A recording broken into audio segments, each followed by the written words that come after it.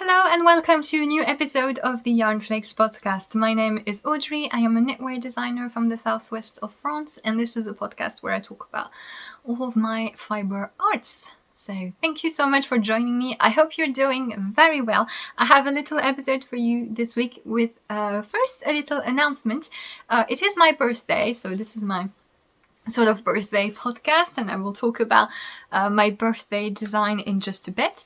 But this means that I am running a sale on all of my self-published designs on Ravelry, which means about all of my designs save 2 of them, which are sold by another yarn company, for which I don't have the rights to. But this means that you have about 100... Hello? Crows. You have about 100 or so designs that are 30% off with the code 30, so just the number 30 will give you 30% off for about a week until... Okay, I get it! What is the omen? I don't know if you can hear him.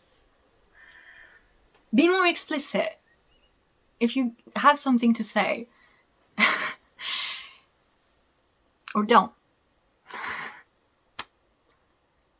Interrupted by nature, as usual. But yeah, so yeah, this will run until next Tuesday included.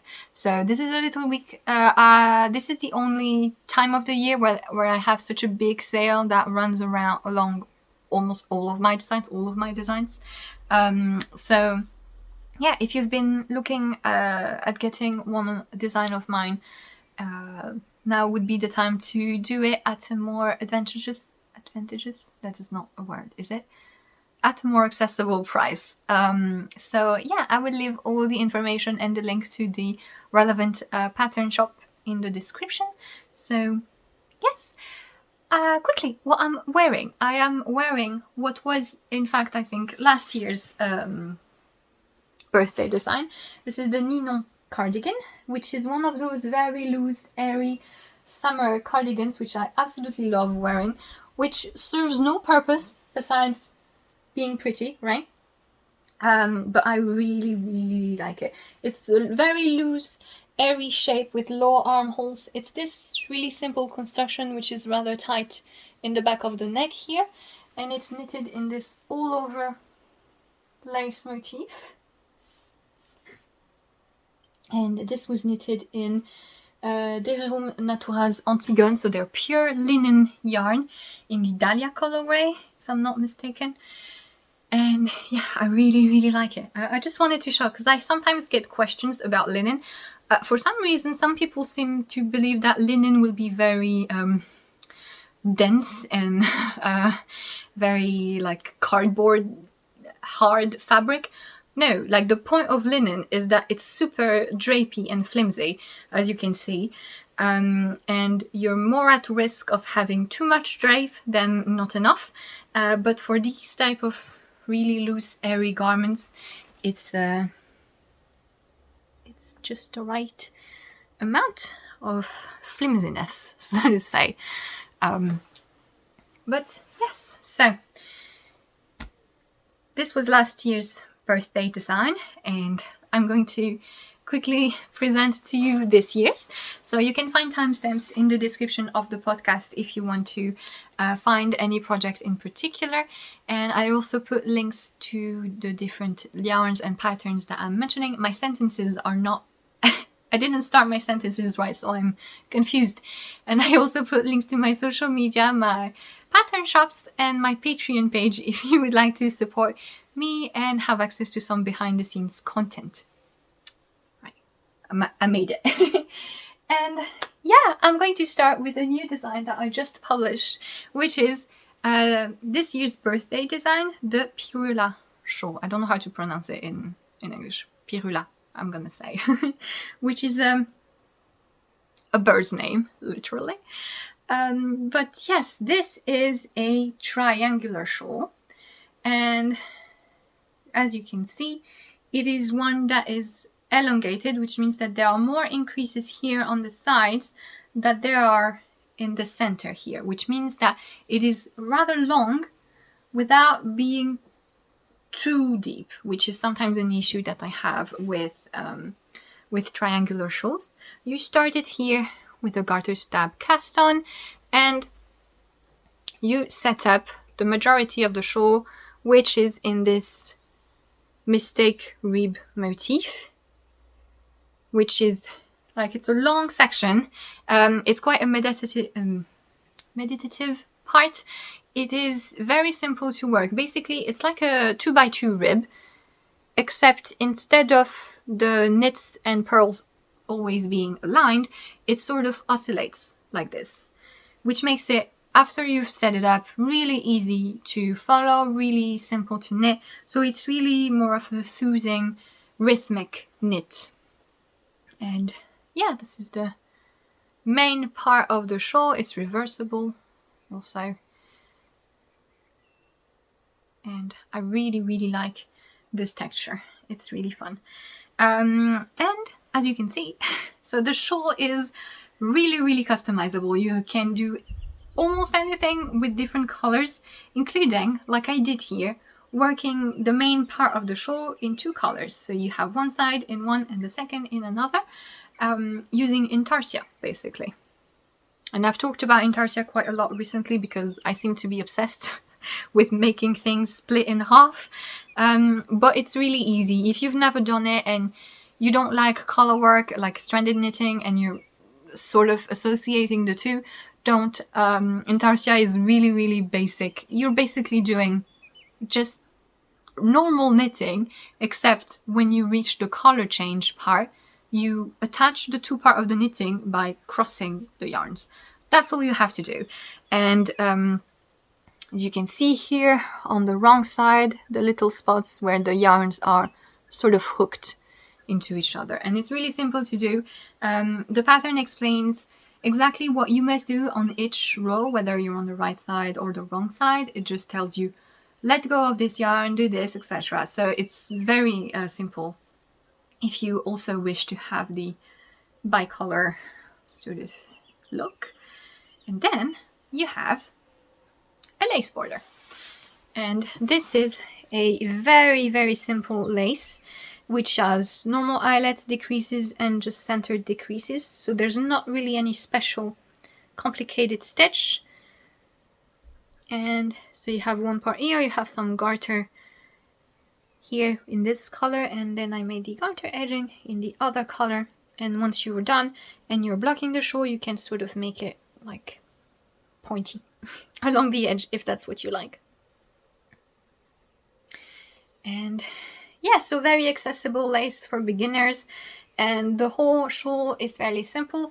It's all charted instructions, so as long as you're comfortable learning to knit, to read the charts, or you already know how to, these are rather simple, small charts. Here especially is a very short repeat, and the lace, I set up the pattern so that it's easy to read, and yeah. And like I said, you can do pretty much anything. So you can have the whole section in a contrast color if you like, or you can have the whole shawl in one color as well. That would be really beautiful. You can have a look at my testers projects, who, like, some of them did some varied things with their color combinations. And yeah, so the yarn that I used is something I really fell in love with. This is the Linalca yarn dyed by Les Petites Potions, which is a French dyer, which I often mention.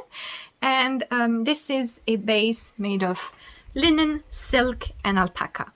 And I love it. I absolutely love it. It is very soft and drapey. It has a little bit of shine with the silk. It has some bits that you can see here because of the linen that doesn't blend really well with the other fiber. And so often I find that yarns that have these little bits of linen, which is really pretty because it makes a heathered look, they tend to be a bit harsh on the skin. This is not the case here. It remains very soft.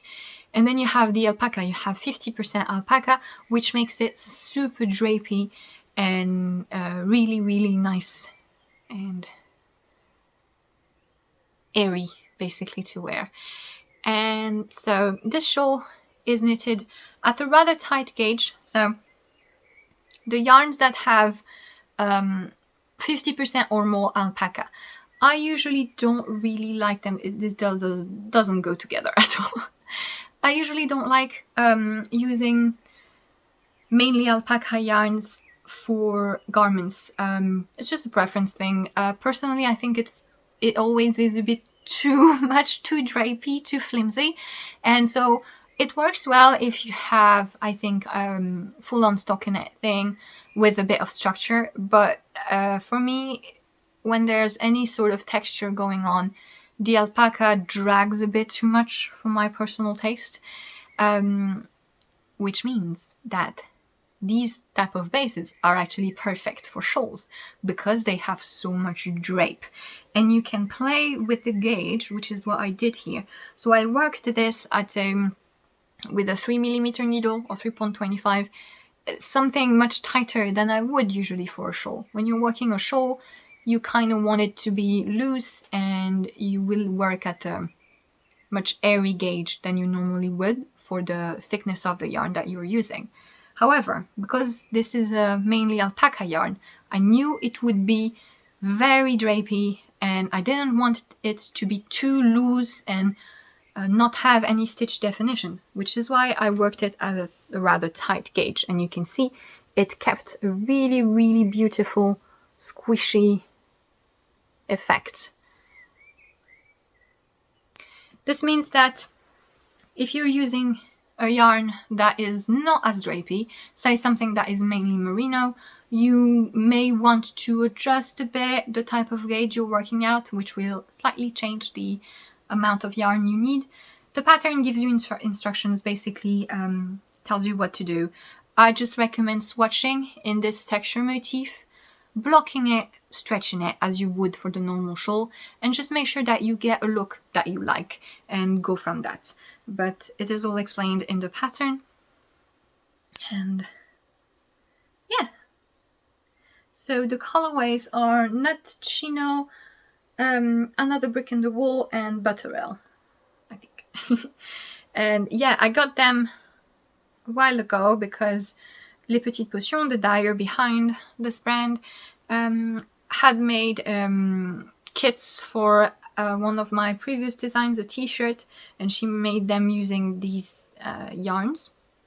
And she made this color combination, which I thought was unusual, but I really liked. And so I asked her if I could order her one of each to make a project. And this is how this came to be. And yes, so I hope you enjoy the shawl. Like I said, you can make it in a bunch of different ways. Since it's longer here on the sides, you can see that when I'm wearing it. People who don't like triangular shawl say this looks like you're wearing a bib, which I agree. I also don't think that's a bad thing. But yeah, as you can see, it's not so deep. It barely past my hips, and you have these long soft edges that you can have here to secure the shawl. And yeah, this is sort of a way for me to have a triangular shape that is not too hard to wear. And because of the fact that it's so light, worked in fingering way, it's just really nice. And yes, so this being my birthday design, it is part of the sale, so it is also 30% off with the code 30 for about a week. So yeah, I will put all the links in the description. I hope you enjoy this little shawl, and yeah, feel free to, if you want to make it, feel free to do anything you like with the colors. It's so fun to see people make it just one color. I think it would look really nice all in white. Someone made it black, which is great. And great, not grey, because it's black, so it's not grey. Yeah, so that is it. And I'm going to move on to my works in progress. I have 2 works in progress to show you. And the first one is a personal work in progress, which is a tank top. So I wear a lot of tank tops like this, which have basically this shape and are fitted, and I kind of wanted to knit one myself. And as I was thinking this, Atelier Emilie, which is a French designer who also has her designs in English, she has a panel of beautiful designs to choose from, she released the baigneuses, it means swimmers, feminine swimmers, not feminine, women swimmers, female swimmers. And she released this right as I was thinking this.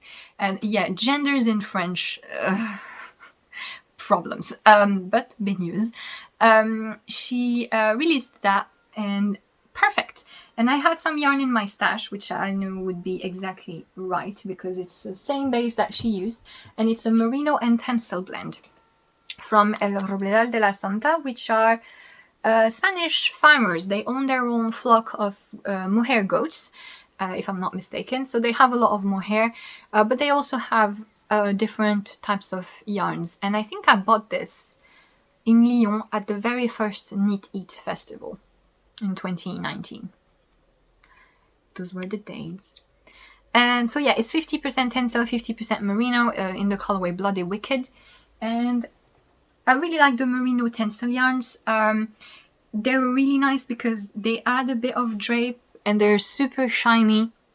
They're not necessarily really summer yarns for me because it still runs a bit too hot for my personal preference.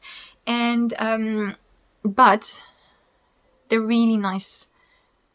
It's gonna be really nice to wear like this while it's not too hot yet. And yeah, I really want to use more of these types of yarn, like the 50-50 tencel merino, but I can't seem to find colors that I really like. It's very pink. Like there's lots of pinks, there's lots of pastels. There's quite a lot of dyers who have these base now, but they're all kind of like light pastel-like colors, and I would like more darker saturated shades. And I don't know if maybe it's not possible with the tencel, but I would like a true bottle green. You say bottle green in English as well, I think. Like something like this, even this, or like, yeah, I can't find darker colors so much in this base. And I don't know if it's because the base doesn't allow it, or if it's because it's just a spring and summer yarns, so the colors are spring and summer. But yeah, if you know of any EU-based yarn that is a merino tencel blend and that would be a nice rich bottle green color, let me know. Because I'm looking for this and I can't seem to find it. But yeah, because I like pink, but like I can't be all pink all the time, you know.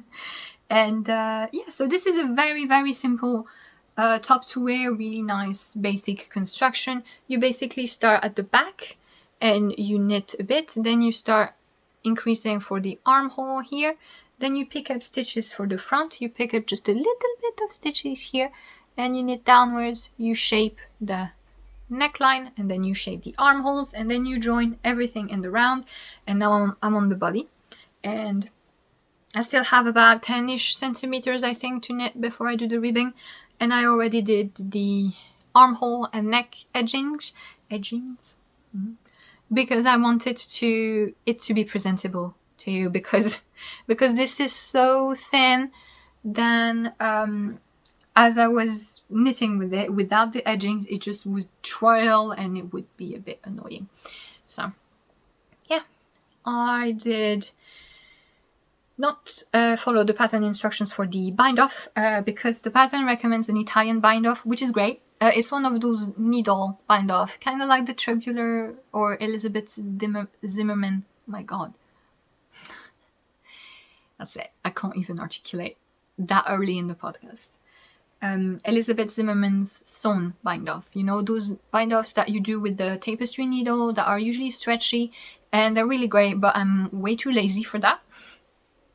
So for the armholes, I just bind off with a larger needle, and for the neckline, I used my stretchy bind off, the only one I actually kind of like, which is when you knit 2 stitches, you work 2 stitches, and then you work them again together through their back loops. And it's the only stretchy bind off that I think looks rather discreet. I really don't like stretchy bind offs. I've tried so many of them and I don't like the look of them, which is why I don't like toe-up socks. And this one is good. This one is good. As you can see, the back is kind of rolling still, but I tried this on, and when I'm wearing it, it's sort of getting put down by my shoulders, so that's nice. And when I will block it, I will see if it stays. If it doesn't, I will just bind off differently. And I wanted to mention, you can bind off a thing. You can bind off in different ways, you know. For example, in this situation where you would want something rather elastic, but say you notice that on the back, maybe it flares a bit too much, what you would normally do is restart and pick up less stitches in the back of your neck. For example, for cardigans, that is something that happens quite a lot. You notice that you need to pick up way less stitches on the back of the neck for the neckband not to flare out. But if you're too lazy to do this, and it's not too much of a difference, you can just bind off differently. So for example, you can bind off normally, rather tightly, just for the back of the neck, and then switch to a stretchy bind off for the rest. As long as you keep the bind offs rather similar in how they work, whether you use them with a tapestry needle or you use them knitting wise, that's something that you can do, and I often use. So in case it doesn't stop flipping, that is most likely what I will do. I will just bind off normally here so that it's tighter, and then I will switch. As soon as I pass the shoulders, I will switch to a stretchy bind off, because the look of those two is close enough that it will not be visible, and it will kind of tighten the back of the neck on its own. So yeah, that is a thing that I might have to do in case it just keeps rolling. But it shouldn't, because when I was wearing it, it was already staying put and it was not blocked yet. So I just wanted to mention this. And yeah, I really like how it looks.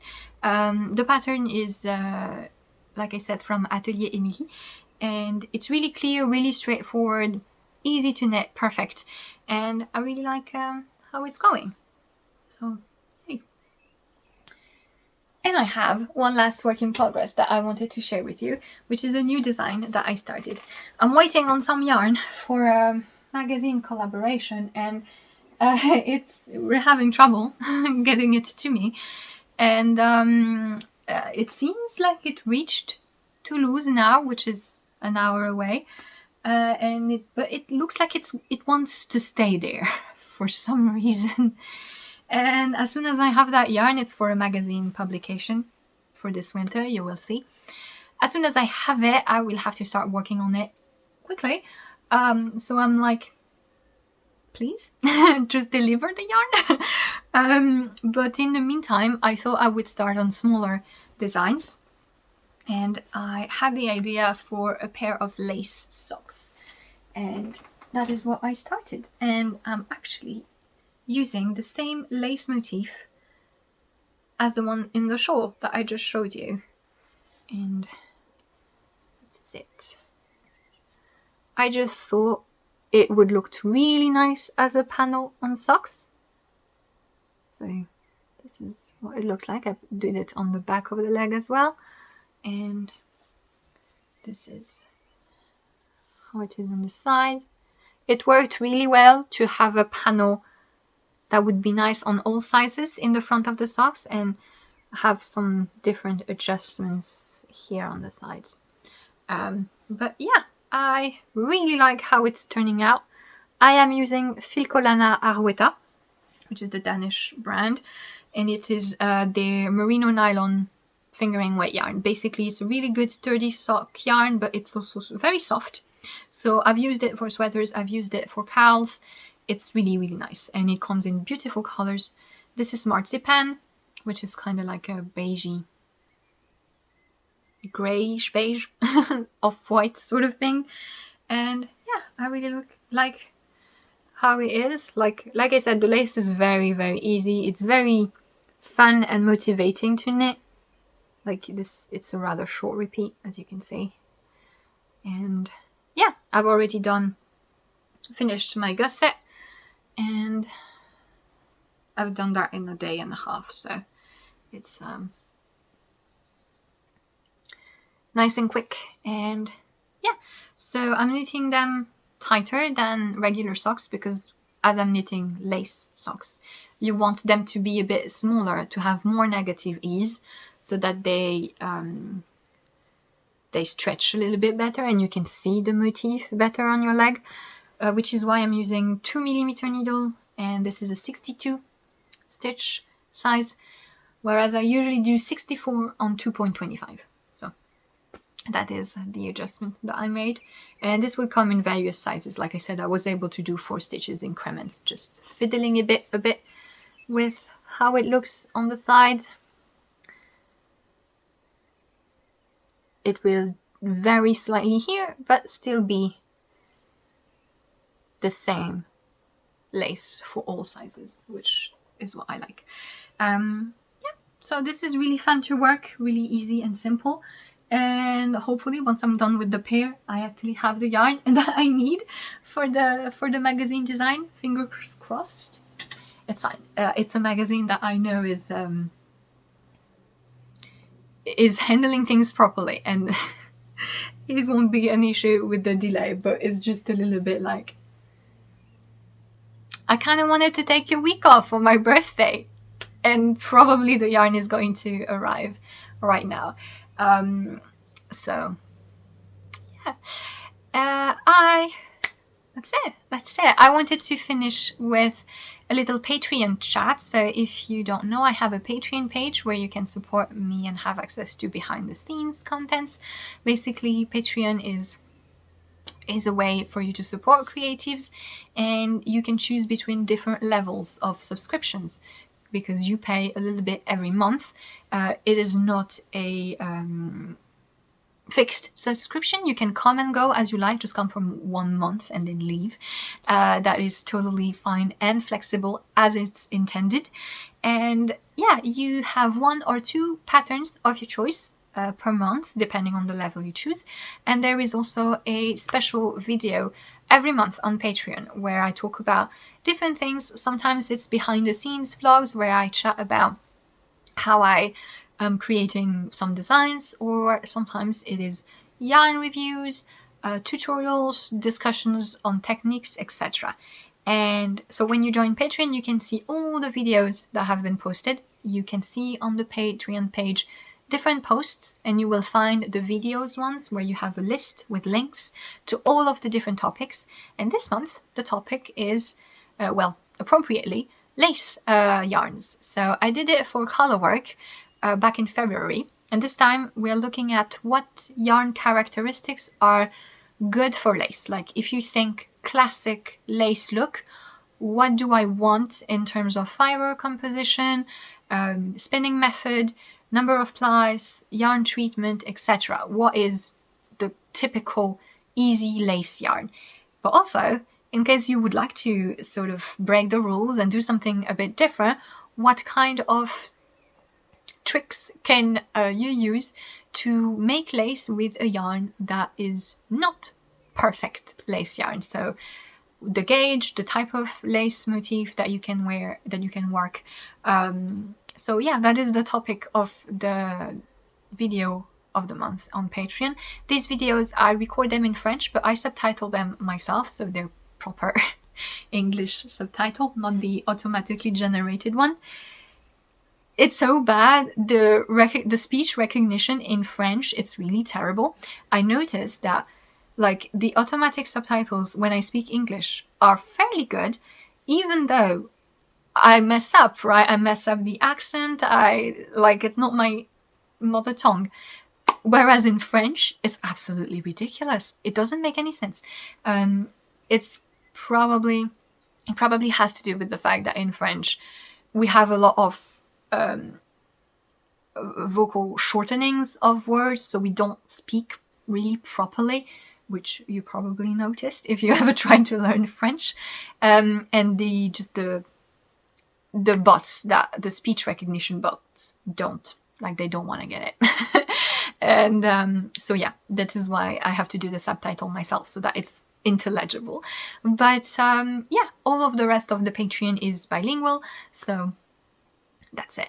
You will find all the links in the description, as well as the links to my birthday sale, which I took at the beginning of the episode. So yeah, just a reminder, if you would like to get some patterns and you would like them at a more accessible price, this is my yearly one time that I do a sale on everything. And so yeah, it's the code 30 for 30% off, because I am 30. And yeah, that's it. I hope you're doing well. I hope you're enjoying the change of seasons. Here it's a bit of a mess. It was really, really hot for a little bit, and my body was like, no. I just started having some really nasty skin irritation thing, which I never had before. And it's really annoying and awful, but I'm coping with it. I'm trying to deal with it. But yeah, so I hope for you everything is nice, that you're enjoying the start of the summer or the start of the cooler months if you're in the south. But yeah, you can see I'm scratching. Like, I've been recording the podcast, and I've been wanting to literally rip my own skin scratching for 2 hours. But yeah, I'm dealing with it. It's fine. I will survive. Again with that. I keep saying that since the last episode. But yeah, I will stop blabbering now. Thank you so much for watching. I wish you a very happy afternoon, evening, whenever you're watching this. And I will see you next time in a couple of weeks. And yeah, bye!